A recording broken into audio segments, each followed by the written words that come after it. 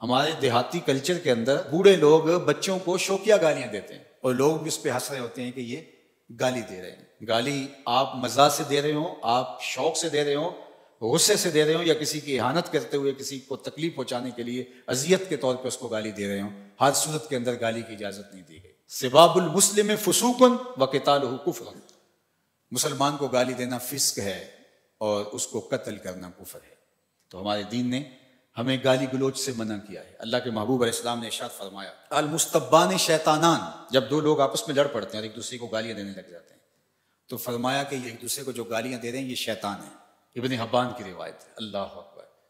تو اتنی سختی فرمائی گئی اور ہماری بات ہی گالی سے شروع ہوتی ہے. دیہاتی کلچر کے اندر تو اس کو کچھ سمجھا ہی نہیں جاتا اور کچھ لوگوں کا تقیہ کلام گالی سے ہوتا ہے اور وہ اس کو اپنا فن قرار دے رہے ہوتے ہیں اور وہ کہتے ہیں کہ میں بہادر ہوں، گالی کے بغیر بولتا ہی نہیں. تو یہ کمال نہیں ہے. مسلمان تو کون ہے؟ المسلم من سلم المسلمون من لسانہ ویدہ. مسلمان کی تعریف یہ کی گئی ہے کہ جس کی زبان سے اور جس کے ہاتھ سے دوسرے مسلمان محفوظ رہیں. کیسے؟ کہ وہ ان کی تکریم بجا لاتا. ایسے نہیں ہے کہ اس کے شر سے بچنے کے لیے آپ اس کی تکریم کریں اور پھر وہ آپ پر رعایت کر جائے اور آپ کو گالی نہ دے.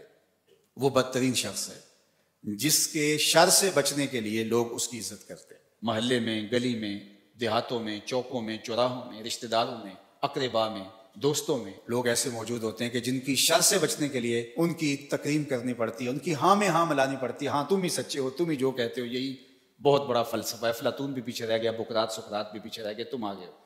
اس کی تائید کرنی پڑتی ہے، اس کی تصویب کرنی پڑتی ہے کہ جو تم کہہ رہے ہو یہی درست ہے، یہی عقل و بینش اور دانش کا منبع و مصدر ہے اور سارا نور یہاں سے پھوٹتا ہے. کہ اگر اس کی بات سے اختلاف کیا تو وہ گالی گلوچ پہ اترائے گا، برا بھلا کہے گا. بلکہ ممبر و محراب کے آج جو ذمہ داران ہیں ان کی ہاں سے ہاں ملانی پڑتی ہے. اگر نہ ملائیں گے تو وہ آپ کو کافر قرار دے دیں گے، وہ دار اسلام سے خارج قرار دے دیں گے آپ کو. تو کوئی بھی شخص ہو، ممبر و محراب کا شخص ہو یا وہ گلی محلے کوچے کا آوارہ گرد ہو یا وہ قوت نافذہ رکھنے والا حاکم شہر ہو یا وہ کسی عالی منصب پہ بیٹھا ہوا ہو، جب حکمرانوں کی عزت اس لیے کی جا رہی ہو کہ اگر نہ کی عزت، ان کی ہاں میں ہاں نہ ملائی تو یہ مشق ستم بنا دیں گے، جبر و جور کا بازار گرم کر دیں گے، تو وہ بدترین حکمران ہوں گے. تو مسلمان گالی دے کر کے کسی کو تکلیف پہنچا کے اپنے اعمال برباد کر بیٹھتا ہے.